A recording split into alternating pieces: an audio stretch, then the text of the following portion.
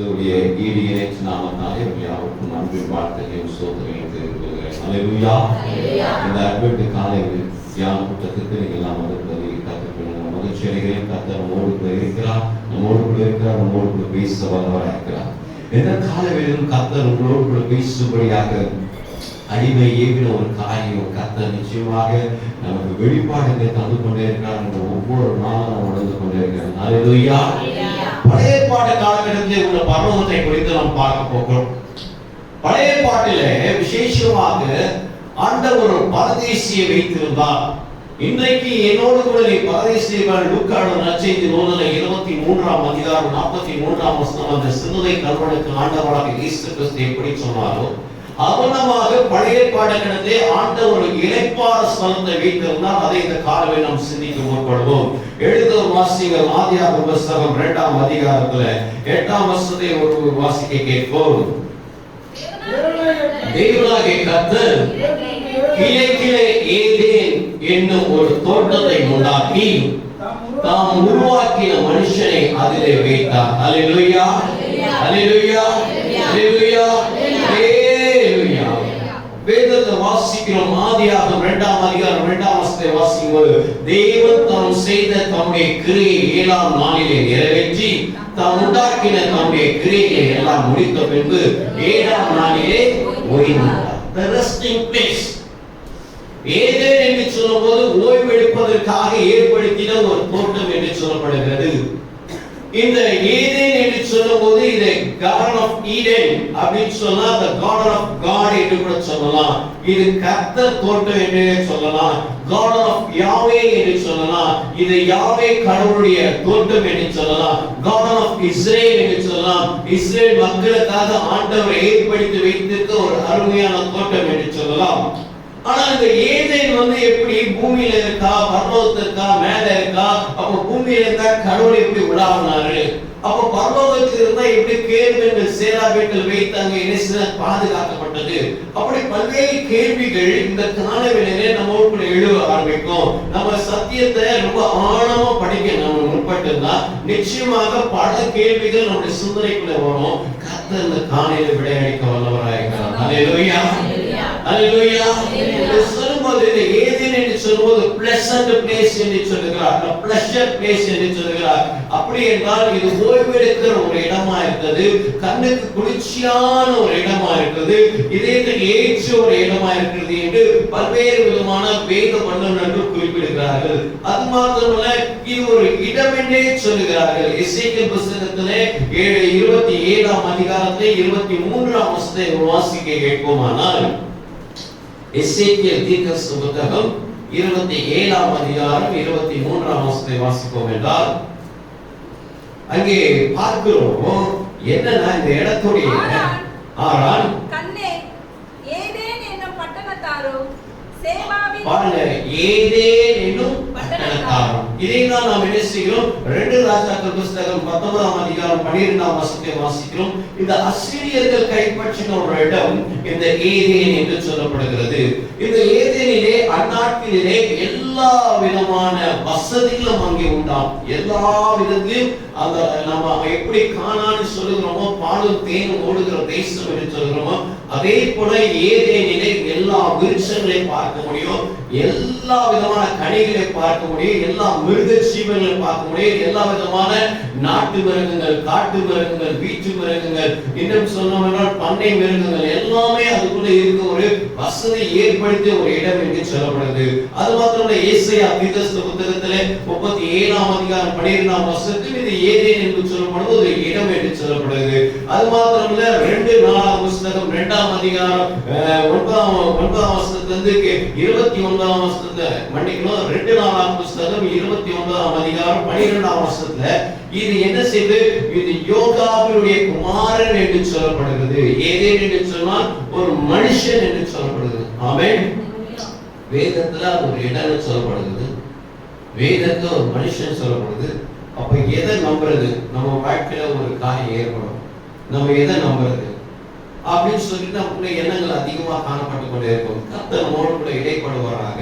கிறிஸ்துவுக்குள் பிரியமானவர்களே, இந்த ஏதேன் தோட்டம் என்று சொல்லப்படும் போது ஆண்டவர் மண்ணினாலே ஒரு மனிதனை உண்டாக்கி ஆண்டவர் நேசித்து அந்த ஏதேன் தோட்டத்துல வைத்தார். நல்லா கவனிச்சுங்க, பனி வந்து என்ன செய்யுமா, அப்படியே ஒரு பூமி மேல எப்படி இருக்கும், அந்த ஈர பதத்துல என்ன செய்தாரு, ஆதாம் ஆண்டவர் வந்து உண்டாக்கி என்ன செய்யறா, அவர் தோட்டத்தை கொண்டு வந்து வைத்தார். என்னைக்கும் நம்ம பார்க்கிறோம், எப்படி பூமி மேல பனி இருக்கோ அதே போல இந்த சரீரத்து மேல வேர்வை வரும். அப்ப பார்க்கணும் இந்த காரியத்தை, அந்த கீழே இருக்கிற காரியத்தையும் நமக்கு ஏற்படுற காரியம்.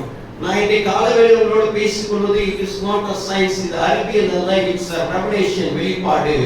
அப்படி என்றால் எப்படி ஒரு பூமி குளிர வைப்பதற்கு ஒரு பனி இறங்கப்பட்டு அந்த பூமி குளிர்பார்களோ அதே போல நமக்கு வேர்வை வந்தால் நம்முடைய உடம்பெல்லாம் என்ன செய்து குளிர்ந்து விடுது. ஒருவேளை சூட்டினால வரலாம், இல்லைன்னா நம்ம உழைப்பினால வரலாம். ஆனா எப்பெல்லாம் வேர்வை வருதோ அப்பெல்லாம் நம்ம உடம்பை என்ன செய்து ஒரு குளிர் பதத்துக்குள்ளே கொண்டு போகிறது. இது எதென்றால் ஆண்டவர் மண்ணினாலே என்ன செய்தால் மனிதனை உண்டாக்கின நிமித்தமாக இதனுமாய் வருகின்ற இந்த காற்றுகள் ஏற்படுகிறதுனால ஆண்டவர் மாலிகுல்ஸ் தான் ஆண்டவர் இந்த சரீரத்தில் வைத்திருக்கிறார். இது ஒன்று. இரண்டாவது, 4 விதமான அங்க ஆறுகள் என்ன செய்யறது ஏதேனில் வந்து கொண்டிருக்கு. எல்லாம் இந்த 4 விதமான ஆறுகளை கண்டுபிடிச்சு தான் என்ன செய்யறாங்க, இது ஓரளவுக்கு இந்த ஏரியால இருந்து வரதுக்கு வாய்ப்புகள் உண்டு என்று சொல்கிறார்கள். இந்நாட்களே அந்த ஆறுகள் எங்கெல்லாம் ஓடுது, அதோட பெயர்கள் என்ன, அதையும் கொஞ்சம் நம்ம பார்க்க போறோம். முன்னுரையாக பார்த்து தான் நம்ம என்ன செய்யணும், இந்த ஏரியாவுக்குள்ள உள்ள நுழைய போறோம். அல்லேலூயா. கிறிஸ்துவுக்குள் பிரியமானவர்களே, பாருங்க, தோட்டத்திலே தண்ணீர் பாயும்படி ஏதேனுக்கு ஒரு நதி ஓடி அங்கிருந்து பிரிந்து 4 பெரிய ஆறுகள் ஆயிற்று. 10ஆம் வசனம். 11ஆம் வசனம், முதலாம் ஆற்றுக்கு பைசோன் என்று பெயர். அதாவது இந்த வேதத்தை வந்து மொழிபெயர்க்கும் போது பைசோனை முதல்ல வச்சுட்டாங்க. ஆனா வந்து மூல பாஷையில எபிரேய பாஷையில பார்க்கும்போது என்ன வரணும், அந்த கடைசிய ஐபிராத், அந்த ஐபிராத் வந்து ஐபிராத் வரும், அதுக்கப்புறம் இதேக்கியல் வரும், அதுக்கப்புறம் வந்து கீகோன் வரும், அதுக்கப்புறம் பைசோன் வரும். இப்ப 4 விதமான ஆறுகள். இந்த 4 விதமான ஆறுகளை குறித்து நம்ம பார்க்க போறோம். இந்த ஐபிராத் யூக்ரட்ஸ் அப்படின்னு சொல்லுகிற இந்த ஆறு இந்நாட்கள் எங்கிருந்து வருது அப்படின்னு பார்க்கும்போது கிறிஸ்துவுக்கு பிரியமானவங்க அதை நம்ம என்ன செய்ய போறோம், கொஞ்சம் நல்ல அதிகமா தியானிக்க போறோம். இந்த இந்த இந்த ஏதேன் சொல்லும்போது தமஸ்குடைய ராஜா இருக்கார் பாத்தீங்களா, 2 ராஜாவின் புத்தகத்துல ஆமோஸ் தீர்க்கதரிசி புத்தகத்துல 1ஆம் அதிகாரம் 5ஆம் வசனம் வாசித்து பாருங்க. தமஸ்குல ராஜா என்ன செய்யலாம், பெத் ஏதேன் அப்படின்னு சொல்லிட்டு ஒரு வீட்டை கட்டினாராம். அதாவது ஏதேன்ல இருக்க ஒரு வீடு கட்டிட்டு இந்த ஹவுஸ் ஆஃப் பிளஷர், அதாவது நான் சுகபோகமாய் வாழ்வதற்கான ஒரு இடம் சொல்லிட்டு அந்த பெத் ஏதேன் என்பதை அவர் என்ன செய்தாராம், ஒரு கட்சி இருக்கிறார். அது மாத்திரமல்ல, இந்த தோட்டமானது ஏதேன் தோட்டமானது யாவே ஆகிய கடவுள் அவரே சிறு தோட்டத்தை கட்டி அமைத்திருக்கிறார், எல்லாவற்றையும் படைத்தார். ஆனா ஏதேன் சொல்லும்போது எப்படி மனுஷனை மண்ணினால உருவாக்கினாரோ அதே போல தோட்டத்தையும் உண்டாக்கினார் என்று வேதம் சொல்லுது. அல்லேலூயா. How the man have been created as same as the garden of Eden has been created or made. எல்லாத்தையும் வந்து உண்டாக்கி ஆதியிலே தேவன் வானத்தையும் பூமியை சிருஷ்டித்தார், மரங்களை சிருஷ்டித்தார், எல்லாத்தையும் அப்படியே கிரியேட் பண்ண தேவன் மனுஷனை என்ன செய்தார், தன்னுடைய சொந்த கைகளால உருவாக்குறாரு. அதே வண்ணமாக இந்த தோட்டத்தையும் டிசைன் பண்றாரு. ஏனென்றால் இயேசு கிறிஸ்து சொல்வது, இதோ நான் பரத்தை கடந்து செல்கிறேன், என் பிதாவின் வீட்டில் அநேக வாசஸ்தலம் இருக்கு, அப்படி இல்லாததான் உங்களுக்கு சொல்லியிருப்பேன், நான் உங்களுக்கு ஒரு ஸ்தலத்தை ஏற்படுத்துவேன். I can make you a space to live. பழைய ஏற்பாடுகளை ஆதாமும் ஏவாளும் தங்கும்படியாக ஒரு ஸ்தலம் உண்டாக்கப்பட்டது. புதிய ஏற்பாட்டு காலகட்டத்தில் கிருபை நாட்கள்ல நாம போய் சேர்வதற்கு ஒரு இடம் ஏற்படுகிறது. இந்த 2 விதமான ஒப்பனைகள் காணப்பட்டு கொண்டிருக்கிறது. இப்ப என்ன ஆச்சுன்னா, இந்த 4 நதியை குறித்து நம்ம முன்முறையா பார்க்கிறோம். அதுக்கு முன்னாடி இந்த ஏதேன் தோட்டம் எல்லா சூழ்நிலையும் என்ன செய்வது, பழைய ஏற்பாட்டுடைய அந்த தீர்க்கதரிசன புத்தகத்திலே நம்ம பார்க்க கூடும். ஆதியாகம புத்தகம் 2ஆம் அதிகாரம் 8ஆம் வசனத்திலும், ஆதியாகம புத்தகம் 4ஆம் அதிகாரம் 16ஆம் வசனத்திலும், ஏசாயா தீர்க்கதரிசன புத்தகம் 51ஆம் அதிகாரம் 3ஆம் வசனத்திலும், எசேக்கியேல் புத்தகம் 28ஆம் அதிகாரம் 13ஆம் வசனத்திலும், எசேக்கியேல் புத்தகம் 31ஆம் அதிகாரம் 9ஆம் வசனத்திலும், 16ஆம் வசனத்திலும், 18ஆம் வசனத்திலும், எசேக்கியேல் புத்தகம் 36 35ஆம் வசனத்திலும், யோவேல் புத்தகம் 2ஆம் அதிகாரம் 3ஆம் வசனத்திலும் இதெல்லாவற்றிலும் பார்க்கும்போது இந்த ஏதேன் தோட்டத்துல ரொம்ப பிரதானமா இருக்கு ஒரு மரம் எதுனா அத்தி மரம். ஏன்னா அவர்கள் வஞ்சிக்கப்படும் போது அவங்க டிசீவ்ட் ஆயிட்ட உடனே அவங்க எந்த அலையை வைத்து தன்னை தேய்த்து கொள்ளலாம்? அத்தி அலையை வைத்து என்ன செய்யலாம்? தேய்த்து கொண்டார்கள். தன் நிர்வாணத்தை மறைத்துக்கொண்டார். அப்ப the indigenous of the fig tree என்று சொல்லப்படுது. அத்தி மரம் எங்கிருந்து வருது? யார் அந்த பேட்டர்ன் வாங்கி வச்சிருந்து பார்த்தா it is heavenly fruit. அத்தி மரம். எனவேதான் வருகைக்கு உதாரணமாக ஒரு மரத்தை காண்பிக்கிறாரு, ஒரு மெட்டபரை காட்டுறாரு. இயேசு கிறிஸ்து வருவார்னா எந்த செடி வந்து துளிர்க்கும் பார்க்கணும், அத்தி மரம் துளிர்விடும் காலகட்டத்தில் இயேசு கிறிஸ்து வருவார் என்று வேதம் சொல்லுகிறது. ஹல்லேலூயா. இந்த ரெண்டு மெட்டபர் இருக்கு. ஏதேனிலே அந்த தோட்டம் இருந்து அந்த தோட்டத்துக்கு ஒரு பேர் நடுவில் ஒரு அத்தி மரம் இருந்து அந்த அத்தி மரத்துல என்ன செய்யப்படுது?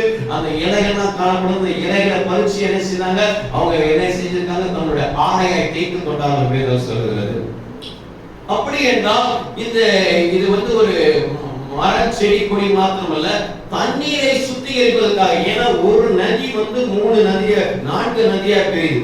அப்ப பார்க்கணும் ஒரு வாட்டர் இரிகேஷன்ஸ், அதாவது வந்து ஒரு தண்ணீரை சுத்திகரித்து பல இடங்கள்ல கால்வாய் மேய்ச்சி அது என்ன செய்ய கொடுக்கப்படுகிற ஒரு இடம் ஏதேன் தோட்டம் என்று சொல்லப்படுது. ஆமென். அல்லேலூயா, அல்லேலூயா, அல்லேலூயா.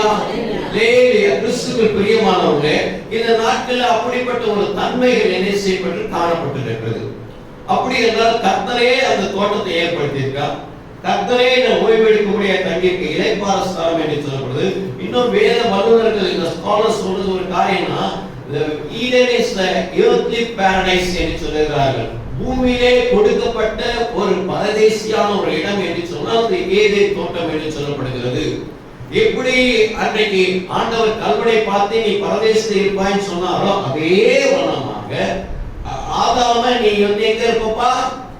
ஏதேனில் இருப்பான்னு சொல்லியிருக்கார். அல்லேலூயா, அல்லேலூயா. இன்னும் கொஞ்சம் பொறுமையா ஸ்லோ டவுன் பண்றேன் உங்களுக்கு புரியறதுக்காக. இப்ப இந்த 2 விதமான காரியங்கள் இருக்கு. அதாவது வந்து எல்லா பழங்களையும் ஆண்டவர் என்ன செஞ்சிருக்காங்க? வச்சிருக்காரு. ரொம்ப ஹைபிரிடா எல்லாமே வந்து நான் உயர்குண பழங்கள் எல்லாத்தையும் காட்டுக்கு எல்லா செடியும் வைக்கலாம். ஒரு சில இடத்துல வந்து ரொம்ப விசேஷமா வைத்தாரு. அதுதான் அந்த ஏதேன் தோட்டம். அல்லேலூயா. அப்போ நல்ல வழியாக ஒரு ஹைபிரிடாக இன்னுமாக ஒரு டிலைட்ஃபுல்லாக வைக்கப்பட்ட ஒரு இடம் தான் அந்த ஏதேன் தோட்டம் என்று சொல்லப்படுகிறது. ஆமென். அல்லேலூயா. இப்போ 4 நதிகள் பிரியுது. ஒன்று நம்ம என்ன பண்றோம்? ஐபிராத்தை பார்க்கிறோம். ஐபிராத்தில் பார்க்கும்போது ஐபிராத்துடைய நதி என்ன செய்யப்படுதுன்னா, இது எங்கிருந்து வருதுன்னா இந்நாட்டுல பார்க்கும்போது அரேபியால இருந்து வருது. அரேபிய தேசங்கள், அரபு தேசங்கள் என்று சொல்லுறாமே, அந்த அரபு தேசம் 4ஆம் ஆற்றுக்கு ஐபிராத் யூப்ரட்டிஸ் அப்படின்னு சொல்லும்போது இது என்ன செய்யுது? அரபு தேசத்தை இன்னும் அந்த நதி ஓட்டு இருக்கான். அதுல ஒரு ஸ்பெஷல் திங் தான், இந்த நதி எங்கிருந்து ஆரம்பிக்குதுன்னு தெரியாது. There is no an evidence for the starting place of this river. எங்கிருந்து ஆரம்பிக்கிறதுன்னு சொல்லிட்டு அதுக்கான ஒரு சான்று கிடையாது. இரண்டாவது பார்க்கிறோம் என்ன செய்யப்படுதுன்னா இடிகேல் அப்படின்னு சொல்றது டைக்ரஸ் அப்படின்னு அசீரியா தேசம் பாலஸ்தீன தேசத்துல இன்னும் என்ன செய்யப்படுது? அது ஓடிக்கொண்டிருக்கிறது. பாலஸ்தீன தேசத்துல இன்னும் ஓடிக்கொண்டிருக்கு. இந்த புனித பயணம் கடந்து சொல்றவங்க எல்லாமே என்ன செய்வாங்க? இதைக்கேல் டைக்ரஸ் இந்த அசீரிய ஒரு நாட்டுல அந்த நதியானது இன்னும் அது என்ன செய்து ஓடிக்கொண்டிருக்கிறது சொல்றது. இந்த 2 நதியை என்ன செய்யுது? கிழக்கே ஓடுகிறது அப்படின்னு சொல்லப்படுது. இதெல்லாம் வந்து கிழக்கே ஒரு ஏதேனை வைத்து கிழக்குல இருந்து தான் இதை பிரிக்காங்க. அப்ப இந்த ஒரு பூமி உருண்டையை எடுத்துட்டு அதுக்கு கிழக்கு பகுதி அப்படின்னு பார்க்கும்போது அது டெஃபினட்டா வந்து ஆசிய கண்டத்தை தான் சாரும். ஆசிய கண்டம் தான் சாரும். ஏன் சாருன்னு சொல்லும்போது இதுக்கு அடுத்த நதியை பார்க்கிறோம். நம்ம கீழ இருந்து மேல போறோம். கீகோனை பார்க்கிறோம். இந்த கீகோன் இப்போ உள்ள ஒரு நைல் நதி. இப்ப இந்த ரெண்டு நதிகள் இந்த அரபி நாட்டிலும் பாலஸ்தீன் நாட்டிலும் எங்கிருந்து வருதுன்னு சொல்லி அந்த நதியை கண்டுபிடிக்கல. ஆனா நைல் நதியை சொல்லும்போது அவருடைய தேவர்கள் ஒருவன் என்று சொல்கிறார். எகிப்து தேசம் நைல் நதியை ஆண்டவர் தண்ணீரை எப்படியா மாத்தினாரா? ரத்தமாய் மாற்றினார். பார்வோட நாட்கள்ல இந்த நைல் நதி என்ன செய்யப்படுது? தண்ணீர் என்ன செய்யப்படுது? ரத்தமாய் மாறினது. இந்த நைல் நதி கர்த்தர் மாற்றின காலம் அது அவருடைய தெய்வமாக என்ன செய்தார்களாம்? வணங்கி கொண்டிருந்தார். அல்லேலூயா, அல்லேலூயா. அது இந்தஸ் என்று சொல்கிறார்கள். அப்படி அந்த நைல் நதியினுடைய ரிவரை இப்படிப்பட்ட ஒரு காரியங்களாக பிரிந்து போகிறது என்று சொல்கிறார்கள். மிக முக்கியமான ஒரு காரியம் இந்த முதல் நதி பைசோன். இந்த பைசோன் இப்ப எங்க எப்படி ஓடிட்டு இருக்குன்னா, பைசோன் இந்தியாவில் ஓடிட்டு இருக்கு. எப்படி இந்தியாவில் ஓடிட்டு இருக்குன்னு நல்லா கவனிச்சுங்க. இப்ப என்ன சொல்லிட்டாங்க? மற்ற ரெண்டு நதிகளுக்கும் ஆர்வம் இல்லை, எங்க இருந்து வருதுன்னு தெரியல. ஒரு நைல் நதியே இது தெய்வம்னு சொல்லிட்டாங்க. ஆனா இந்தியாவில் இருக்க மத்த நமக்கு நிறைய கட்டுக்கதை சொல்லுவாங்க. கங்கை நதி தான் இந்த பைசோன் நதி என்று சொல்கிறாங்க. கங்கை நதி தான் ஒரு புராண கதை இருக்கு. நம்ம அதை ஆராய்ச்சி செய்யணும்னா அது எவ்வளவு தூரம் உண்மை நமக்கு தெரியல. இவர் சிவன் கங்கா தேவியை திருமணம் செய்து கொண்டாரு. அந்த நதி அப்படி ஓடிக்கொண்டிருக்கு. சிவனுடைய அவரோட தலையில இருந்து என்ன செய்யலாம் அந்த நதி வருதுன்னு சொல்லிட்டு ஒரு கட்டுக்கதை இருக்கு. அந்த என்ன கதை நமக்கு தெரியல, ஏதோ ஒரு புராணங்கள் இருக்கு. அப்ப என்ன செய்யப்படுகிறது? அது அப்படியே ஓடிக்கொண்டிருக்குன்னு சொல்லுவாங்க. இன்னைக்கும் பாத்தீங்கன்னா அமர்நாத் யாத்திரைகள் என்று சொல்றாங்க. அந்த இமயமலை கிட்ட அது என்ன பண்ணும்? லிங்கம் வேற என்ன செய்யும்? அப்படியே தண்ணி ஐஸ் கட்டியா உறிஞ்சு போகும். இதற்காக யாத்திரை செஞ்சு போவாங்க, அதை பார்க்கறதுக்காக. ஜம்மு அண்ட் காஷ்மீர் கிட்ட இருக்கு. இந்த நதியை எங்க ஆரம்பிக்கணும்னா ஹிமாலயாஸ்ல ஆரம்பிக்குது. நம்ம இந்தியாவில் இருக்கிறதுனால நம்ம உடனே இந்த ஜியோகிராஃபி லொகேஷன் நம்ம கொஞ்சம் சீக்கிரத்தில் மேட்ச் பண்ணிட முடியும். மற்ற தேசத்துடைய ஜியோகிராஃபி லொகேஷன் நமக்கு தெரியணும்னா ஹிஸ்டரி ஜியோகிராஃபி படிச்ச ஒவ்வொரு பசங்களும் என்ன செய்வாங்க? இந்த காரியங்களை எல்லாத்தையும் பார்த்துப்பாங்க. பிளாட்டோ நமக்கு என்ன தெரியும், வேலினா என்ன தெரியும், மவுண்டேன் என்ன தெரியும், அதுக்கு ரிவர்ஸ்னா என்ன தெரியும், டேம்னா என்ன தெரியும், இதெல்லாம் நல்லா படிச்சுதான் நிச்சயம் தெரியும். அப்ப பாருங்க, இந்த அமர்நாத்ல இருக்கிற அந்த ஐஸ் கட்டியோட பனிகள் அப்படியே போற மாதிரி பாக்குறாங்க. இந்த தண்ணி இங்க உதயமாவது எங்க போகுதுன்னு சொன்னா நம்ம ஆரம்பிச்சுட்டாங்க ஒரு கதையை. இது எங்க இருந்து வருது? அவர்கிட்ட இருந்து வருது, அந்த தேவர்கள் கிட்ட இருந்து வருது. அந்த தேவன் கிட்ட இருந்து அப்படியே அவருக்கு நீங்க ஒரு இமேஜை எப்படியாவது பார்த்ததுன்னா, ஒருவேளை நீங்க ரசிக்க பண்ண முடியாது. இதுக்கு முன்னாடி தான் படங்கள்லாம் வைத்திருந்தீங்கன்னா, நான் ஏற்கனவே சொன்ன சிறு வயதுல நாங்க கோவில் வச்சிருந்தோம். அந்த கோவில்ல நான் தான் பெல்பாய் என்னன்னா பூசாரி. நாங்கள் அது இது அடிக்கிறது மாதிரி இல்லை. எங்க அத்தனை கோயில் வச்சிருந்தாங்க. நான் கரெக்டா இல்லாம இந்த பிசுங்காமாடி படம் சொல்லி இந்த பக்கம் ஒரு தட்டல் பண்றது, இந்த பக்கத்துல கை கேட்குது. ஏன்னா ரெண்டு கை ஷேக் ஆகும்போது அது ஒரு மாதிரி அந்த கெமிஸ்ட்ரி ஒர்க் அவுட் பண்ணணும். அப்படி ஒர்க் அவுட் ஆகிறதுக்கு நாங்கள் போயிட்டு இருப்போம். அப்ப இந்த படங்களா இருக்கும், இந்த படத்தை அவர் மேல ஒரு கொண்டை இருக்கும். அந்த கொண்டையில இருந்து அப்படியே தண்ணி ஊற்றிட்டே இருக்கும். அந்த தண்ணி அப்படி போயிட்டே இருக்கும். இதை கங்கை நதின்னு சொல்ல மாட்டாங்க, இது கங்கா தேவி அப்படின்னு சொல்லுவாங்க. ஏன்னா he is married to her அப்படின்னு சொல்லப்படுது. இதெல்லாம் நமக்கு அந்த ஆராய்ச்சி நம்ம போக தேவையில்லை. பட் இந்த நதியானது என்ன செய்யப்படுது? இதுக்கு மாத்திரம் ஆண்டவர் சொல்றாரு. இதெல்லாம் சொல்லும்போது எத்தியோப்பியாவோட ஈஜிப்டோட இதெல்லாம் சொல்லிட்டு, ஆனா பைசோன் நதியில மட்டும் அந்த ஆபிரா தேசம் ஏசியா உணவுகளும் ஏசியால இந்த கேஞ்சஸ் எங்க வந்து பாத்தீங்கன்னா நேபாள ஓடிக்கொண்டிருக்கு, பங்களாதேஷ்ல ஓடிக்கொண்டிருக்கு, இந்தியாவில் ஓடிக்கொண்டிருக்கு. இது கிட்டத்தட்ட வெஸ்ட் பெங்கால் வரைக்கும் வருது. நான் ஜார்க்கண்ட் போகும்போது ஜார்க்கண்ட் பக்கம் கிட்ட குச்பிகார் ஒரு இடத்துல, அந்த குச்பிகார் கிட்ட போயிட்டு அந்த கங்கை நதியில நான் பார்த்துட்டு வந்தேன். நான் புனித நீராட்டம்லாம் ஆடினேன், பாவத்தெல்லாம் அந்த கழுவிடேன். நிறைய பேர் கங்கை நதியில பாவத்தை கழுவுறதுக்கோ புனித நீராட்டத்துக்காக கடந்து சொல்றாங்க. அது அந்த பக்கம் அப்படியே போயிட்டு கொண்டு இருக்கிறது. அப்படி அந்த நதி வரைக்கும். ஆனா நிச்சயமா சொல்றாங்க, அந்த புனித நீர்னு சொல்றாங்க. நம்ம ஊரு நதிகள் பரவாயில்ல, அவ்வளோ மாதிரி கலர்ல இருக்கும். அது என்ன தெரியல, அவங்களுடைய பிரிஃபை நம்ம டிஸ்டர்ப் பண்ண விரும்பல. அப்ப என்ன ஆச்சுன்னா, பல இடங்கள் அது என்ன செய்யுது, அப்படியே ஓடிக்கொண்டு இருக்குது. உத்தரப்பிரதேஷ், உத்தரகாண்ட் இதெல்லாம் என்ன செய்யுது, அந்த ரிவர் ஆனது ஓடிக்கொண்டிருக்கு. Still it is alive. சாதாரண ஒரு நதி எதுனா the largest river in the whole world, மூன்றாவது பெரிய ஒரு நதி எதுனா இந்த கேஞ்சஸ் என்று சொல்லப்படுகிறாங்க. இந்த நதி ஓடிக்கொண்டிருக்கு. Still is alive. அப்ப பாருங்க, வேதத்துல சொல்லப்பட்ட ஒரு காரியம் ஆண்டவரோட தோட்டத்துல இருந்து ஓடுது. நம்ம ஆளுங்க வந்து ஆரம்ப காலகட்டத்தில் இது எப்படியாவது இணைக்கணும்னு சொல்லிட்டு அதை கொண்டு போய் இணைச்சிட்டாங்க. சத்தியத்தை அறிஞ்சவங்க நீங்க தெளிவுபடுத்திக் கொள்ள வேண்டும். ஆமென். அல்லேலூயா, அல்லேலூயா. எனக்கே இது நேத்தா எனக்கு பெரிய வெளிப்பாடா இருந்தது. இதை குறித்து நம்ம ரிசர்ச் பண்ண போகும்போது தான் கர்த்தர் அநேக காரியங்கள் சொல்லிவிட்டார். நானும் எனக்கு 11 வருஷமா தியானம் படிச்சு முடிச்சிருக்கோம். இப்படி ஒரு கம்யூனிகேஷன் இருந்தால் நான் பார்த்ததே கிடையாது. கர்த்தருக்கு ஸ்தோத்திரம். ஹல்லேலூயா. Praise God. ரொம்ப நாள் கழிச்சு எனக்கு ஒரு நல்ல ஒரு கமெண்ட்ரி கிடைச்சது. அந்த கமெண்ட்ரி ஏற்கனவே வாங்கி வச்ச கமெண்ட் தான் எடுத்து படிக்கும்போது தான் ஏற்கனவே நான் மார்க் பண்ணி வச்சிருக்கேன். இதெல்லாம் எப்படி இருக்குன்னு சொல்லிட்டு நிறைய காரியங்கள் அது சொல்லப்பட்டிருக்கு. அப்படின்னா இந்த ஆவிலா தேசத்துல என்ன வழிதான்? பொன் வழி, முக வழிதான் போயிட்டு இருக்கோம். இந்த பொண்ணு என்ன சொல்ல, நம்ம இந்திய தேசத்துல கோல்ட் மைன்ஸ் நிறைய இருக்கு தெரியுமா உங்களுக்கு? நிறைய ஸ்டேட்ஸ்ல கோல்ட் மைன்ஸ் இருக்கு. எஸ்பெஷலி நமக்கு வந்து என்ன 2001ல இருந்து க்ளோஸ் பண்ணிட்டாங்க. கேஜிஎஃப் போலார் நிலஸ்வரத்தை மூடிட்டாங்க. அது ஒரு பெரிய பரப்பளவுல ஒரு அண்டர் கிரவுண்ட்ல தங்கத்தை எடுப்பாங்க. தங்கத்தை வெட்டி எடுப்பாங்க உள்ளுக்குள்ள இருந்து தங்கம். இப்போ ஒண்ணு வந்து கர்நாடகால ரொம்ப லைவா இருக்குது அட்டி கோல்ட் மைன்ஸ். அது வந்து இன்னும் லைவா இருக்கு. அது என்ன செஞ்சிருக்காங்க, அது வந்து தங்கம் வருவாங்க. அது மாத்திரம் இல்ல, உத்தரப்பிரதேசத்துல ஒரு கோல்ட் மைன்ஸ் இருக்கு. சுந்தரபங்கா அப்படின்னு சொல்லிட்டு ஒரு இடத்துல என்ன செய்யுது, உத்தரப்பிரதேசத்துல ஒரு கோல்ட் மைன்ஸ் இருக்கு. அது மாத்திரம் இல்ல, நமக்கு ஜார்க்கண்ட்ல கிட்டத்தட்ட ஒரு 5 கோல்ட் மைன்ஸ் இருக்கு. லாவா, பாரதீஸ், அப்புறம் பர்டியா, குண்டர்கட்டா, பிட்டா அப்படின்ற ஒரு இடங்கள்ல தான் என்ன செய்யுது, கோல்ட் மைன்ஸ் இருக்கு. இந்த கோல்ட் மைன்ஸ் வந்து என்ன செய்வது, தங்கம் எடுக்கப்படுகிறது. இந்தியா வந்து தங்கங்கள் என்ன செய்து ஏற்றுமதி இறக்குமதி செய்யப்படுகிறது. எனக்கு இந்தியர்கள் ரொம்ப தங்கத்துல ரொம்ப அதிகமா ஒரு ஈடுபடுவதாக இருக்கிறார்கள் என்றால் இந்த தங்க நம்பரும் நார்மலா விளையுது. நார்மலா என்ன செய்யுது, விளையுது. இன்னும் கூட ஒரு கதை உங்களுக்கு நம்ம தெரியும். இந்த பலாவரத்துல கீழே அந்த ஸ்ட்ரெச்ல உள்ள அது பேர் என்னது, அந்த கீழ்கட்டளை, அதுக்கப்புறம் அந்த சைட்ல எல்லாம் பார்த்தோம் பிளாட்டினம் பே பண்ணது அப்படின்னு சொல்லுவாங்க.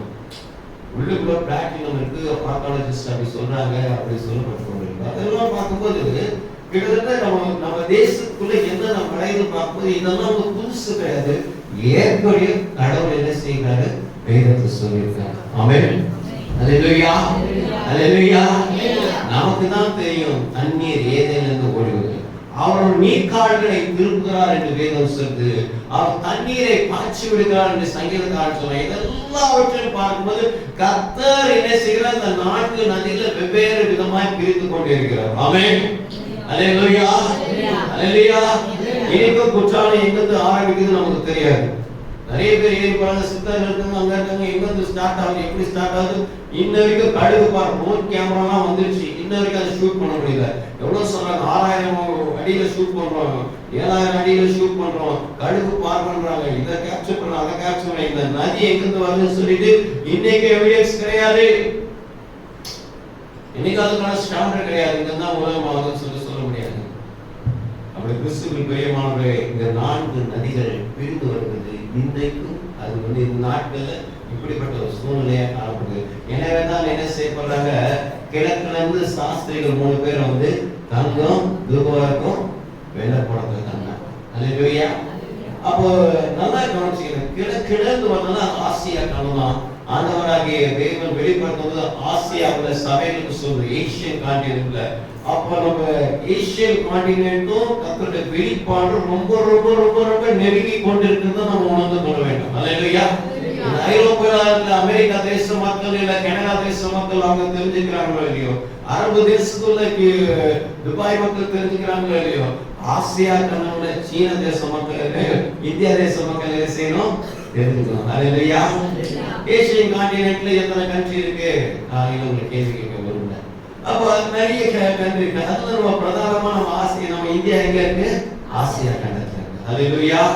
அப்ப பார்க்கும்போது கிறிஸ்துவுக்கு பிரியமானவர்களே, இப்பேற்பட்ட ஒரு சூழ்நிலை அங்கிருந்து உதயமாகி இங்கிருந்து வருது. அப்ப நம்ம 2 காரியத்தை பண்றோம். ஒண்ணு ஏதேன் பூமியில இருக்கா, இல்ல வானத்துல இருந்து தண்ணி வரல. ஏதேன் பூமியில இருக்கா, இல்ல வானத்துல இருந்து தண்ணி வரல. அது நம்ம நல்லா பார்க்க யோசிக்கணும். அதாவது என்ன ஒரு வானம் வந்து தொடுநிலையில இருக்குல்ல, இதை தொலைதூரத்தில் தொடுவானமா இல்லை தொலைதூரமா அப்படின்ற கேள்வி நமக்குள்ள எழுப்பிக்கொண்டே இருக்கு. நம்ம ஒரு சில இதான் கடைசி, அதாவது பூமியோட கடைசி டைம் சொல்லி ஏதோ ஒரு இடத்த போய் பார்த்து இது ரெண்டும் வந்து முட்டிட்டு இருக்க மாதிரி சொல்லுவாங்க. நிறைய நீங்க மலை தேசங்கள்லாம் கடந்து போகும்போது, கொடைக்கானல் ஊட்டியெல்லாம் கடந்து போகும்போது அப்படியே மேகம் வந்து அப்படியே மிக்ஸ்டு போற மாதிரி இருக்கும், அப்படியே ஒட்டி கொண்டு இருக்க மாதிரி இருக்கும், இது ரெண்டும் இணைஞ்சிருக்க மாதிரி இருக்கும். இதுதான் வந்து கொடுமுடியா, இதுதான் உலகத்தோட முடியான்னு சொல்லி நமக்குள்ள நிறைய சந்தேகம் இருக்கணும். இதெல்லாம் உங்களோட ஜபத்துல ஆண்டவர் சிவா வெளிப்படுத்துறாரு. ஹல்லேலூயா. ஏன்னா இந்த காரியத்தை நான் இன்னும் சொல்லிக்கொண்டா இந்த ஏரியில கொடுத்த சத்தியங்கள் இன்னும் நமக்கு என்ன செய்யணும், இந்த நேரத்துல முடிக்க முடியாது. ஆமென். கிறிஸ்துவுக்கு பிரியமானவர்களே, இப்படி ரெண்டு காரியங்கள் காணப்பட்டு கொண்டிருக்கு. இது வந்து ஆர்கனைஸ்ட் எவிடன்ஸோட கூட நம்ம என்ன செய்யணும், இந்த காரியங்கள் நம்ம பார்த்து கொண்டிருக்கிறோம். அப்ப ஏரியில இருந்து தண்ணி வந்து இன்ன வரைக்கும் அது போய் கொண்டிருக்கு. அந்த தேசம்லாம் என்ன ஆகுது, இது நம்ம நிலத்துல இருந்து தங்க வழித்து எப்படா போலாதுல சொல்ல கேஜிஎஃப்ல எப்படா தங்கம் உருவாகும், எப்படி அட்டி கவர்மெண்ட்ஸ்ல தங்கம் உருவாகும், எப்படி அந்த சுந்தரமல்ல தங்கம் உருவாங்க, இதெல்லாம் நம்ம எங்காவது கேள்வி கேட்கோம்னா வேதத்துல தான் விட. ஆமென். வேதத்துல அதுக்கான பதில் இருக்கு. இன்னைக்கு உலக தோற்றத்துக்கு முன்பாக ஆண்டவர் முன்குறித்து எழுதப்பட்ட சத்தியத்தை இன்னைக்கு பேரையும் நாணயமாக நமக்கு ஆண்டவர் வெளிப்படுத்தி கொண்ட கர்த்தருடைய நாமம் மகிமைப்படுவாங்க. ஆமென். அப்படி என்றால் இந்த ஏதேன் தோட்டம், இந்த ஏதேன் தோட்டத்துல ஆண்டவர் வைத்திருக்கிற பிரதானமான காரியம், ஒருவேளை ஏதேன் அந்நாட்களுடைய பரலோகமா இருக்கலாமா ஒரு கேள்விக்குறி இருக்கு. நிச்சய கர்த்தர் உங்களோட பேசுவாராக. எழுத்தவர் வாசிங்கள் ஆதியாகம புத்தகத்துல 2ஆம் அதிகாரத்துல 9ஆம் வசனத்தை வாசிக்கிறோம், பார்ப்போம். தேவனாகிய கர்த்தர் பார்வைக்கு அழகும் புசிப்புக்கு நலமும் சகல விதமான விருட்சங்களையும் தோட்டத்தின் நடுவே ஜீவ விருட்சத்தையும் நன்மை தீமை அறியத்தக்க விருட்சத்தையும் பூமியிலிருந்து உடைக்கப்பட்டது. அல்லேலூயா. ரெண்டு விதமான பாருங்க, ரெண்டு விதமான மரம் இருக்கு. ஒன்னு ஜீவ விருட்சம், இன்னொன்று நன்மை தீமை அறியத்தக்க விருட்சம். நாம நினைக்கிறோம் அவங்க ஒரு கனியை புசிட்டாங்க, ஒரு மரத்தை புசிட்டாங்கிறதுல ரெண்டு மரத்தை வச்சிருந்தாரு. ரெண்டு மரத்தை வச்சிருந்து அதுல ஒரு மரத்தை தான் ஆண்டவர் என்ன செய்தார், விளக்கு வைத்திருந்தார். நீ எல்லாத்தையும் சாப்பிடலாம், ஒரு போனஸா ஜீவ விருட்சத்தையும் சாப்பிடலாம். the fruit of life. இவங்க ஏதோ fruit of life ஒன்னு இருக்குது, the fruit of death ஒன்னு இருக்கு. அதான் நன்மை தீமை. பார்க்கிறது நல்லதா இருக்கும், ஆனா அம்புட்டம் கெட்டது. ஏன்னா பார்க்கறது கொஞ்சம் இதுவா இருக்கும், ஆனா வந்து பலாக்குள்ள சோளா எப்படி இருக்கும், அதே மாதிரி பார்க்க கொஞ்சம் வைலண்டா இருக்க மாதிரி இருக்கும், ஆனா அதுக்குள்ள ஒரு நல்ல காரியம் நடக்கும். அப்போ இன்னைக்கு ரெண்டு காரியத்தை வெளிப்படுத்துகிறார். ஒன்று ஜீவ விருட்சம், இன்னொன்று நன்மை தீமை அறியத்தக்க விருட்சம்.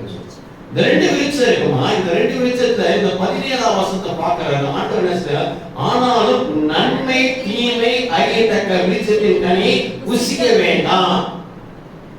எப்பா ஜீவ விருட்சத்தை நான் வச்சிருக்கேன், ஏதேனை நான் வைத்திருக்கேன், இந்த ஜீவ விருட்சத்தை நீ என்ன செய்யாத, புசிக்காத. Don't eat.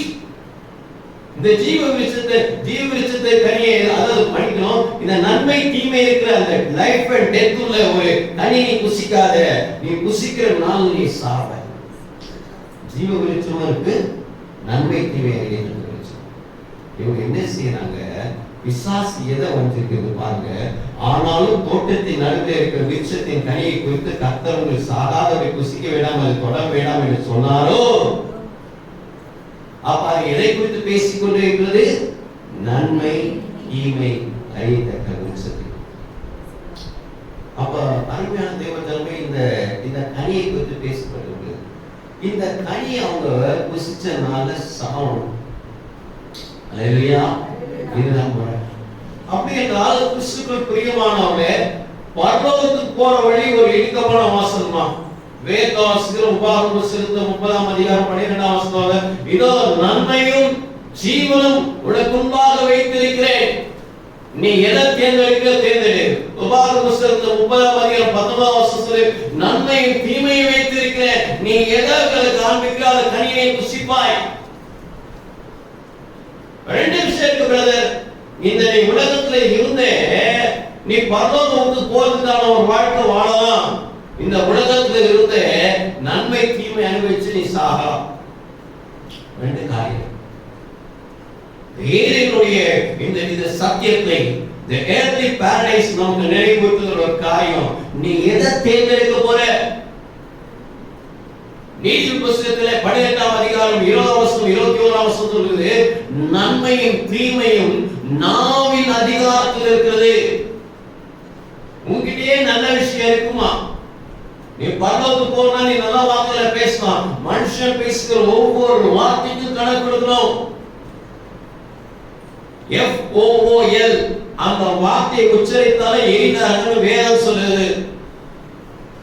மூடனே என்று சொன்னாலே எரிந்தார்களுக்கு ஒப்பாகணும். கெட்ட வார்த்தை பேசுறவங்க பார்த்துங்க, என்ன சட்டி தான். கெட்ட வார்த்தைகள் வாயிலிருந்து புறப்பட வேண்டாம் என்று வேதம் சொல்லுகிறது. எபேசியர் புத்தகத்தை 4ஆம் அதிகாரத்தை 21ஆம் வசனத்தை வாசி கேட்போம். எபேசியர் 4:29. அப்ப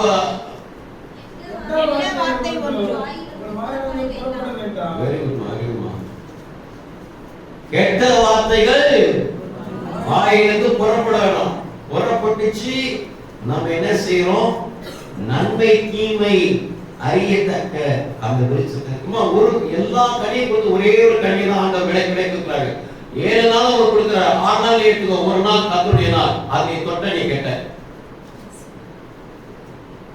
ஆண்டவருக்கு சம்பாதிக்கிற பலத்தை எல்லாத்தையும் கொடுப்பாரு, 100% கொடுப்பாரு. அந்த 10ல ஒரு விதம் வந்து கடவுளுக்குரியது. 9 நீ பயன்படுத்திக்கோ, 90% உன்னுடைய பணத்தை நீ பயன்படுத்திக்கோ. ஆனா 1% வந்து கடவுளுக்குரியது. அது நீ தொட்ட நீ கெட்ட.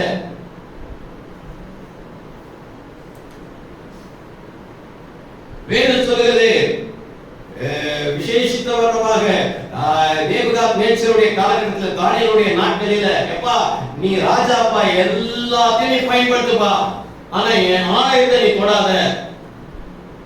அவர் என்ன செய்தார்? ஆலயத்துக்குள்ள அந்த பொற்பாத்திரங்களை கொண்டு வந்து தன்னுடைய மனைவிக்கும் வைப்பாட்டிக்கும் விருந்தினருக்கும் என்ன செய்தார்? அந்த பாத்திரத்தை பயன்படுத்தினாரு. அதை பயன்படுத்தவே மேலே மேலே தெக்கே உபாசின், ராஜாவே ராஜாவே நீ தராசிலே தூக்கப்பட்டவங்க லேசா இருக்கிறப்பா, நீ காலியிட்ட. நீ எல்லா விஷயத்தையும் தலையிலே, ஆனா ஆவியான விஷயத்தை தலையிடாத. கர்த்தர் வழிபடுத்துவது ஒரு காரியத்தை சொல்றாருன்னா அப்படியே கேட்டுப்போ. உன்னால கேட்க முடியும்னா போயிடு. இல்லன்னா நீ என்ன செய்யற? நன்மை தீமையை கனியை புசிக்கிற, நீ அதை கேட்ட. ஆவியானவருக்கு ஆலோசனை கொடுக்கிறத. It is the office of church. இதுக்குள்ள நுழையாத, நீ வீட்டுக்குள்ள நுழைய. உன் கணவருக்கு ஆலோசனை கொடு, பிள்ளைக்கு ஆலோசனை கொடு. ஆனா கர்த்தருடைய காரியத்தை நீ என்ன? நீ ராஜாவாகவே இருக்கலாம். ஆனாலும் மேலே மேலே தெக்கே உபாசினான். உன் ஆண்டவர் தூக்கி வரணும். சில காரியத்தை நம்ம நுழையக்கூடாது. அதெல்லாம் ஆண்டவர் விடை வச்சிருக்க. எல்லா கனியும் வச்சிருக்க, நல்ல கனியை வச்சிருக்க, அதை சாப்பிடு. நன்மை தீமை அறியத்தக்க அந்த விருட்சத்தின் கனியை புசிக்காத. இப்போ நமக்கு தேவன் வெளிப்படுத்துற ஒரு காரியம் நல்லா கவனிச்சீங்க. இந்த 2 காரியத்தை குறித்து ஏதேன் இந்த பரலோகத்தில் இருக்கிறது நான் சொல்றதை உங்களுக்கு சொல்லி கொடுக்கிறேன். ஏன்னா வாசிங்க, ஆதியாகம புத்தகத்தை 3ஆம் அதிகாரம் 24ஆம் வசனத்தை ஒரு வாசிங்க. அவர் மனுஷனை குறித்து ஜீவவிருட்சம் போகும் வழியை காவல் செய்யும் ஏதேன் தோட்டத்துக்கு கிழக்கிலே கேருபீன்களையும் வீசிக்கொண்ட சுடரை பட்டத்தை வைத்தார். அல்லேலூயா. கேருபீன்கள் யாரு? ஏஞ்சல்ஸ். கேருபீன்கள் சேராபீன்கள் எங்க இருப்பாங்க? பரலோகத்தில் இருப்பாங்க. பிதாவோடு கூட இருப்பாங்க. நம்முடைய குமாரனாகிய இயேசுவோடு கூட இருப்பாங்க. அவர்களை என்ன செய்தார்? ஏதேன் தோட்டத்தை வைத்தார். இப்ப சபை உணர்ந்து கொள்ள வேண்டும், ஏதேன் தோட்டம் எங்க இருக்கு? ஏதேன் தோட்டம் எங்க இருக்கு? ஆண்டவர் அந்த வழியை அடைக்கும்படியாக கேருபீன்களை வைத்துட்டார். ஏதேனுக்கு போற வழியை ஏதேனுக்குள்ள வந்து கேருபீன்களை வைக்கல, ஏதேனுக்கு போற வழியில கேருபீன்கள். வேதம் சொல்லுது, ஜீவ விருட்சத்துக்கு போகும் வழியாக காவல் செய்யும் ஏதேன் தோட்டத்துக்கு கிழக்கிலே கேருபீன்கள் சிறகு வீசுகிற பட்டயத்தோடு வைத்தார். அல்லேலூயா. ஆமென். ஆமென். ஹalleluya, ஹalleluya, praise God, praise God. ஏன்னா ஆண்டவர் முந்தின வசனத்தை சொல்றாரு, இதையே சொல்றாரு, நான் ரிப்பீட்டடா இதை தான் சொல்லணும். 22 வசனம், பின்பு தேவனாகிய கர்த்தர் இதோ மனுஷன் நன்மை தீமை அறியத்தக்கவனாய் நம்மில் இருப்பான், ஆனால் இப்பொழுது அவன் தன் கையை நீட்டி ஜீவ விருட்சத்தின் கனியை பறித்து புசித்து என்றென்றைக்கும் உயிரோடு இருக்கும்படி செய்ய வேண்டும் என்று அவன் எடுக்கப்பட்ட மண்ணை பண்படுத்த தேவனாகிய கர்த்தர் அவனை ஏதேன் தோட்டத்தில் அனுப்பினார். இந்த கனியை புசிச்சாரு. இப்ப இந்த கனியை புசினால மறுபடியும் இந்த கனியை புசிச்சு என்னைக்கும் உயிர் வாழ்றதுக்கு அவர் எடுத்து போறான்னு சொல்லிட்டு ஆண்டவர் அது காட் பண்ணிட்டார். ரெண்டு மரம் இருக்கு பிரதர். ஒன்று லைஃப் ஆஃப் தி ஃப்ரூட், அது ஃப்ரூட் ஆஃப் தி லைஃப் அப்படி ஒரு மரம் இருக்கு. இன்னொன்று நன்மை தரும் அந்த ஈகிள் ஒரு ட்ரீ இருக்கு. இப்போ இந்த கனியை புசிச்சாக இது புசிக்கிறவனுக்கு சாகு நிச்சயம், இதை புசிக்கிறவனுக்கு சாகம் கிடையாது. இப்போ இது புசிச்சவன மறுபடியும் அங்க ஏதேன்ல தான் தோட்டத்துல தான் இருக்கா, இந்த விருட்சத்தை கனி எப்படியா புசிச்ச போறான்னு சொல்லிட்டு ஆண்டவர் என்ன சொல்ல கேள்வியில் அவர் சுத்தி போட்டாரு, பட்டயத்தை சுடலை பட்டயத்தை போட்டாரு. அல்லேலூயா. ஏதேன் பரலோகத்தில் இருப்பது இன்னொரு சான்று என்றால் வாசிங்கள். வெளிப்படுத்த விசேஷத்தை 2ஆம் அதிகாரம் 7ஆம் வசனத்தை வாசி கேட்போம். வெளிப்படுத்தல் வேண்டி வாசிங்க.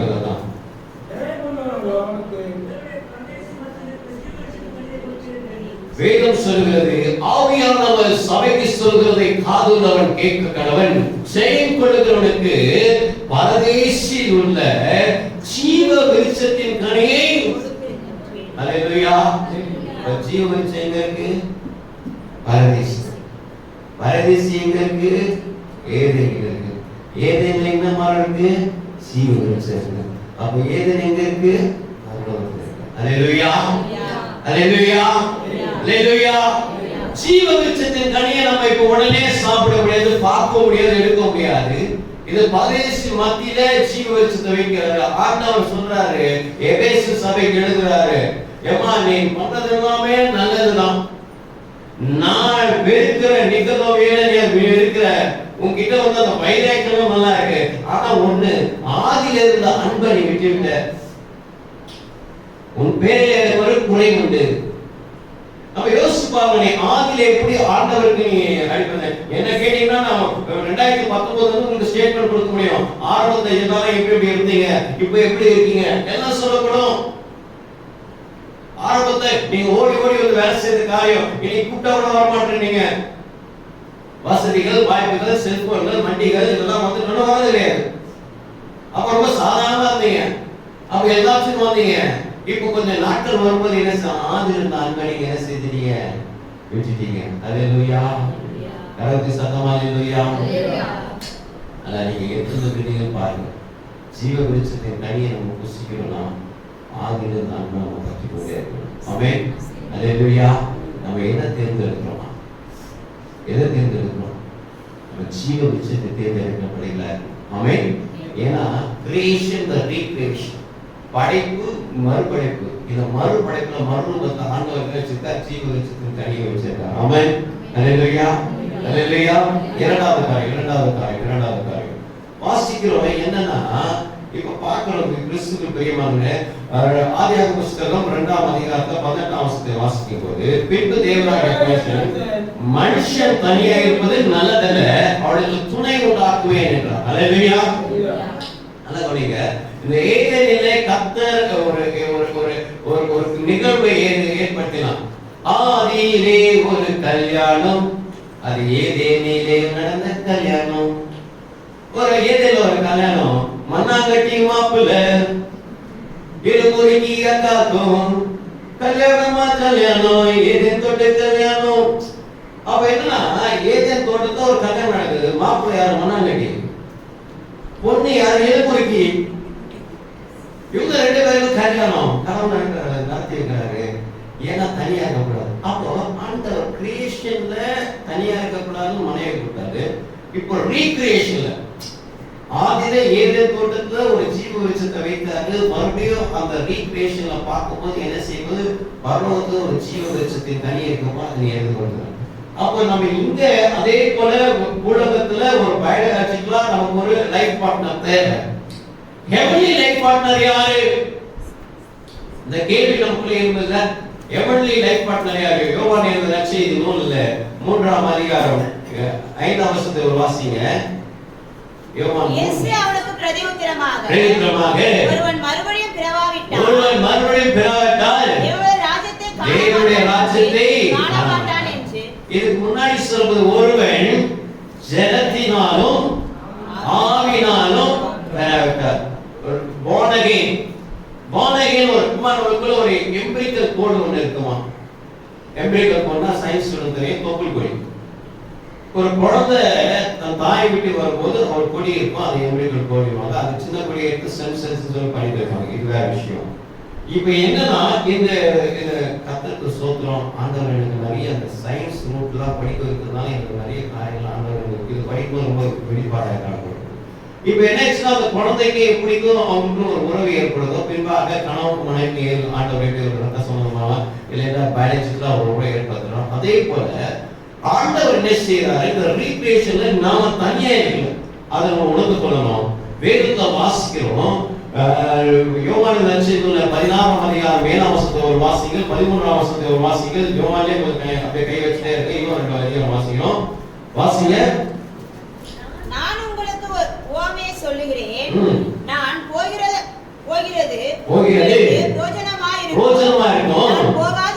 நான் போகாதிருந்தால் ஏற்றவராகிய பரிசுத்தாவியானவர் உங்களிடத்தில் வரார். அவர் போனாதான் அவரை அனுப்ப முடியும். வாசிங்க 13ஆம் வசனத்தை வாசிங்க. அப்படியே வரும்போது சகல சத்தியத்துக்குள்ள நடத்துவார். ஆமென். அப்ப ஆவியானவரை நமக்கு ஒரு எவன்லி பார்ட்னரா கொடுத்திருக்கார். ஆமென். பயாலஜிக்கலா எனக்கு ஒரு லைஃப் பார்ட்னர் இருக்காங்க, மிஸ்ஸஸ் கிரேஸ் நான்சி. ஆனா எனக்கு எவன்லி பார்ட்னர் யாருன்னா பரிசுத்த ஆவியானவர். நீங்க வந்திருக்க ஒருத்தருக்கு அநேகருக்கு சொல்றேன், நீங்க கல்யாணம் ஆவறதா கூட நீங்க பரலோகத்துல போகலாம். ஆனா நீங்க பரிசுத்த ஆவியான துணை இல்லாம நீங்க பரலோகம் போக முடியாது. முதல் ஞானஸ்நானம் எடுக்கணும் நீ பரலோகத்துக்கு போறதுக்கு. இரண்டாவது உன் ஆவியானவரோட துணை வேணும். அந்த துணையாளர் உனக்கு இருக்கும்போது தான் நீ பரலோகத்துக்கு கடந்து செல்ல முடியும். அவர் நமக்கு ஒரு லைஃப் பார்ட்னர். கிறிஸ்துவர் ஒவ்வொருக்கும் ஒரு லைஃப் பார்ட்னர். அநேகர் என்னை கேட்பீங்க, ஐயா அம்மா வரல, இல்ல நாங்க ஒன்னாதான் வந்திருக்கோம். ஏன்னா எனக்கு எவன்லி பார்ட்னர் வந்திருக்காரு. ஹல்லேலூயா. பரிசுத்த ஆவியானவர் கூட இருக்கார். கிறிஸ்துவுக்கு பிரியமானவர்களே, மனுஷன் ஏதேனும் எப்படி தனியா இருப்பது நல்லதல்லன்னு சொன்னா, நீ மனுஷியமா இருப்பது நல்லதல்ல. என்னைக்கு நீ ஆவி, எவர்கள் ஆவியில் நடத்தப்படுவார்கள் தேவனுடைய புத்திரர்கள் எனப்படுவார்கள். ஹல்லேலூயா. ஆண்டவர் ஆவியானவர் நமக்கு ஒரு லைஃப் பார்ட்னரா தந்தார். யோவான் நற்செய்தியில 14ஆம் அதிகாரம் 16ஆம் வசனம் 18ஆம் வசனத்தை வாசிக்கும்போது வேத வாசிக்கிறோம். யோவான் 14 திருப்பி வாசிங்க. நான் பிதாவை வேண்டிக் கொள்வேன், அப்பொழுது என்னென்னைக்கும் உங்களோடு கூட இருக்கும்படி சத்தியவாகிய வேறொரு தேற்றவான் ஒன்று தந்தருவார். உலகம் அந்த சத்திய ஆவியானவரை காணாமல் அறியாமல் இருக்கிறபடியால் அவரை பெற்றுக் கொள்ள மாட்டாது. அவர் உங்களுக்குள்ளே வாசம் பண்ணி உங்களுக்குள்ளே இருக்கலாம், நீங்க அதை அறியுங்கள்.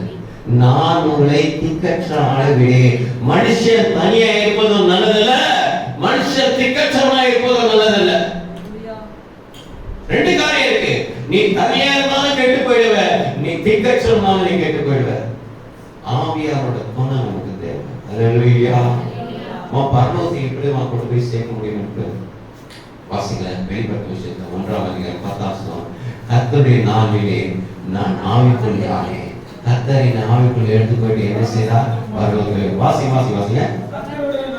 கர்த்தருடைய நாளில் ஆவிக்குள் ஆனேன். அவர் எனக்கு என்ன செய்தார்? ஹல்லேலூயா. பரலோகத்தில் ஒரு சத்தம். ஆவியானவர் யார் எடுத்து போறாரு? யோவான் எடுத்து போறார். ஆவியின் அபிஷேகம் பெறலனா நீ பரலோகத்துக்கு போக முடியாது. நீ அபிஷேகத்துக்காக ஜெபம் பண்ணு.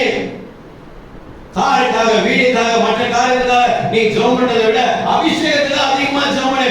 அபிஷேகத்துல 7 அபிஷேகம் இருக்கு. அதுல ஒரு அபிஷேகம் ஞானத்தின் ஆவியானவர். அதுலயே மொத்தம் எல்லாமே அபிஷேகம் ரொம்ப முக்கியம். ஹல்லேலூயா. ஏதேனில ஒரு துணை இல்லாம இருக்கக்கூடாதுன்னு சொல்லிட்டு எப்படி ஒரு எலும்பு எடுத்து அது ஆண்டவர் ஒரு ஏவாளை உருவாக்கினாலும் அதே போல பார்க்க நான் போய் நீங்க தனியா இருக்கக்கூடாது. இந்த உலகத்துல யார் கூட இருக்கிறா?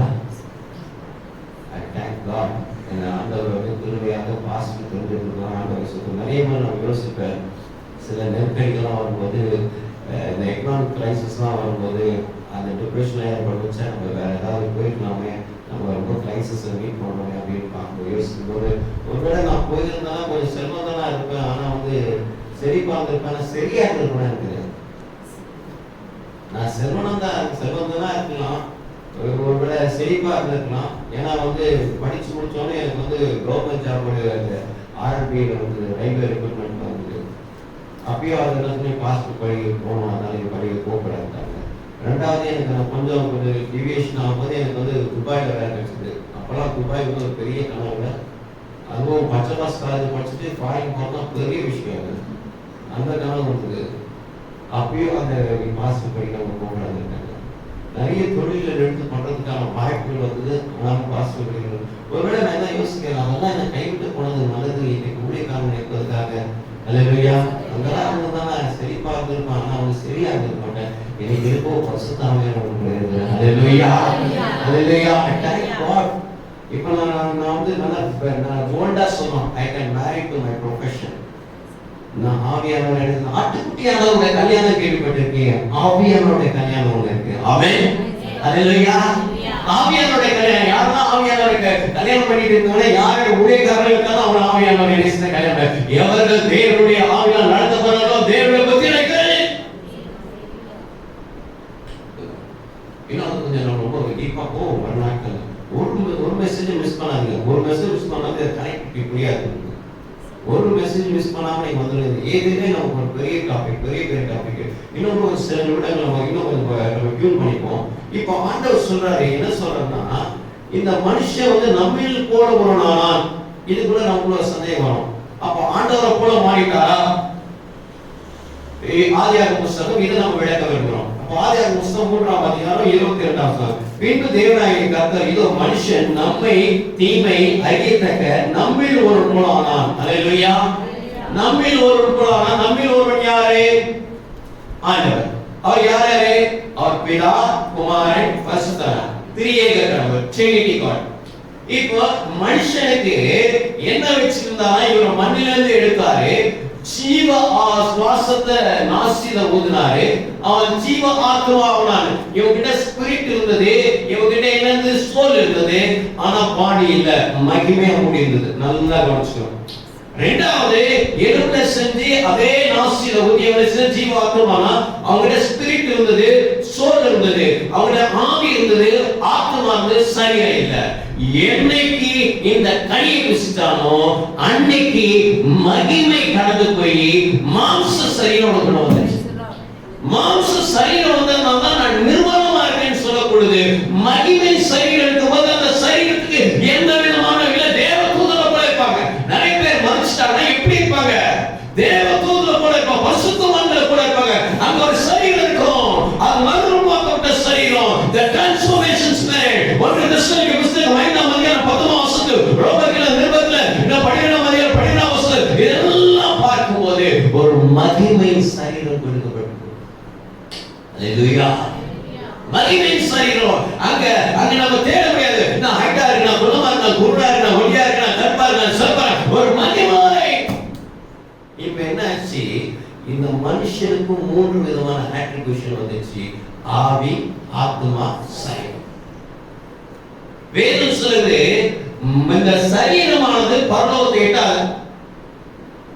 சரீரமானது பரலோகத்தை எட்டாது. ஒருவேளை நீங்க கேட்கலாம், ராப்சர் அப்படியே பறந்து போறாங்க, போகும்போது அக்கினிமயமான ரதம் வந்துச்சு, எலியாவை பார்க்க முடியுதா? ஏனோக்கு கர்த்தரோட கூட நடந்து அப்படியே தூக்கிட்டாரு. ஒரு முறை அதை குறித்து பார்ப்போம் நம்ம. ஆண்டவர் எடுத்துக் கொடுத்த தன்மை. அவர் ஏனோக்கு பார்க்க முடியுதா? இந்த ராப்சர் என்று சொல்வது ஆண்டவர் எடுத்துக்கொள்றாருன்னு சொல்வது, அப்ப சரீரத்தோட எடுத்துக்கொள்கிறாரா, ஆவி ஆத்மா எடுத்துக்கொள்கிறார்? வேதம் சொல்லு, ஆத்மா தன்னை உடையவரை எடுத்துக்கொள்ளப்படும் என்று வேதம் சொல்லு. லூக்கான நற்செய்தி நூல்ல 12ஆம் அதிகாரத்துல 20ஆம் வசனத்தை வாசிங்க. ஒரு வாசிங்க. லூக்கா 12:20. ஒருத்தர் மத்தேயு 10:28 எடுத்துக்கொள்ளுங்க. Praise God. அவனை நோக்கி, மதிக்கேடனே, இன்று உன் ஆத்துமா உன்னிடத்தில் எடுத்துக் கொள்ளப்படும் போது, அல்லேலூயா, நல்லா கவனிச்சீங்க, ஆத்துமா எடுத்துக் கொள்ளப்படும். சரீரம் எடுத்துக் கொள்ளும்போது சொல்ல எதை எடுத்துக் கொள்வானா? ஆத்துமா. 1 கொரிந்தியர் புத்தகத்துல 15ஆம் அதிகாரம் 44ல இருந்து 50 வரைக்கும் வீட்டுல அழியாமை சாவுக்கேதுவானதை அதெல்லாம் ஆண்டவர் ரொம்ப திட்டம் தெளிவா பண்ற ரகசியத்தை உங்களுக்கு சொல்லுகிறேன். நாமெல்லாம் நித்திரை அடைவதில்லை. கடைசி காலத்துல மறுரூபமாக்குவோம். transform spirit. அல்லேலூயா, அல்லேலூயா. ஆண்டவர் வருத்தப்பட்டு வாரம் சுமக்கிறவங்க எல்லாரும் எடுத்து வாரம் நாமளுக்கு கிடைப்பார ஸ்தானம் என்று சொல்றோம். the resting place என்று சொல்லப்படுது. ஆமென், அல்லேலூயா. இவர் வருத்தம் பசிதாகம் அடையாதபடி வருத்தம் பசிதாகம் மனக்குழப்பம் அங்கே இல்லை அப்படின்னு நம்ம பாடுறோம். என்னன்னா இதெல்லாம் ஓய்ந்தவங்க என்ன சொல்லுவாங்க? அந்த ரெஸ்ட் பிளேஸ்ல ரெஸ்டிங் பிளேஸ். ஆமென், அல்லேலூயா. கிறிஸ்துவுக்குள் பிரியமானவங்க, இதை எதை காட்டுகிறதா? ஆண்டவர் சொல்றார் சரீரம் கேட்கணும். அதெல்லாம் ஆண்டவர் சொல்ற மத்திய அதாவது நீ சரீரத்தை கொன்றவங்களுக்காக நீ பயப்படாதமா, ஆத்மாவை கொன்றவங்களுக்காக பயப்படு. ஆத்மாவை ஒரு பெரிய தப்பு பண்ணா என்ன பண்ணுவாங்க? நான் லேடி அடிப்பாங்க, நாளை திட்டத்துவாங்க, காத்தாவி போயிருக்கோம், அவ்வளவுதான். வேற பெருசா என்ன பண்ணுவோம்? அட ரொம்ப பெரிய தப்பு பண்ணா உனக்கு கொஞ்சம் ஜெயில் சித்திரவதை, அது ரொம்ப பெரிய சித்திரவதை உனக்கு எக்ஸிக்யூட் பண்றது, அவன் வந்து தூக்கப்படுறது விஷயம். வேற ஒன்றும் இல்லை. ஆத்மா ரொம்ப விளையாடு. ஆத்மாவுக்கு அறிவு இல்லை. ஆனா ஆத்மா அறிவில்லாத இருப்பது நல்லதல்ல. கால் துரிதமாய் நடக்கிறவங்க தப்பி நடக்கிறான் வேறு. ஆண்டவர் ஆத்மாவுக்கு ரொம்ப முக்கியம் கொடுத்தாரு. அந்த ஆத்மா ரொம்ப முக்கியமாக நம்ம எப்படி இருக்குமா? மீட்கப்படும் நாளைக்கு கொடுக்கப்பட்ட புத்திரியான ஆவியை என்ன செய்ய அவைக்கப்படாது. 1 தெசலோனிக்கேயர் புத்தகம் மன்னிக்கணும், எபேசியர் புத்தகம் 4ஆம் அதிகாரம் 30ஆம் வசனத்தை வாசிங்க. எபேசியர் நீங்கள் மீட்கிற நாளுக்கென்று முத்திரையாக பெற்ற தேவனுடைய பரிசுத்த ஆவியினாலே துக்கப்பட்டாருங்க. அல்லேலூயா. துக்கப்படக்கூடாது. ஆவியானவர் துக்கப்படக்கூடாது. ஆவியானவர் துக்கப்படக்கூடாது. மீட்கப்படக்கூடாது. உங்களை மேல தூக்கி போறதுன்னு கொடுக்கப்பட்ட ஒரு ஆவியன். அல்லேலூயா. நம்ம சபை ஆவியானவர் கர்த்தர் நம்மை ஆசீர்வதிப்பார். ரோமர்கள் 12ஆம் அதிகாரம் 12ஆம் வசனம் சொல்லுது, ஆவியே அல்லேலூயா, ஆவியானவர் அன்றியும் பைபிளுடைய ஆவியை பெறாம அப்பா பிதாவை நடக்கிறது ஸ்வீகாரத்தின் ஆவி. எனவே கர்த்தர் அப்பேற்பட்ட ஆவியை நம்ம வாங்கிக்கிறார். அல்லேலூயா.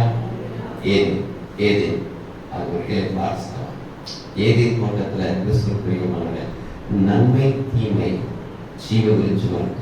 ஜீவ விருட்சம் நாம் ஆதியிலிருந்து ஆண்டவர் விட்டக்கூடாது. ஆண்டவருக்காக கேட்க நீ நன்மை தீமை கெட்டவாக பேசிக்கொண்டே நீ வந்து பரவ போக முடியாது. மனுஷன் தனியா இருப்பது நல்லதில்லை. நீங்க திக்கட்டான விடைய நல்ல கற்றுக்கிறார். பரிசுத்த ஆவியின் துணையோடு தான் நம்ம வாழ்ந்தோம். 3வது காரியம், ஆவி ஆத்மா சரீரம் நம்மளுக்குள்ள ஒரு 3 பார்ட் இருக்கு. சரீரம் பரவதுக்கு போகுது, ஆவி ஆத்மாவை பரவதுக்கு போகும். ஆவியில அழகாக ஆத்மாவில அறிவுள்ளவர்களா இருக்கு. அல்லேலூயா. ஆவிக்குரியமா நீங்க ஆத்மாவை இருக்குது மாம்ச பிரகாரம் வழியிடுவோம்.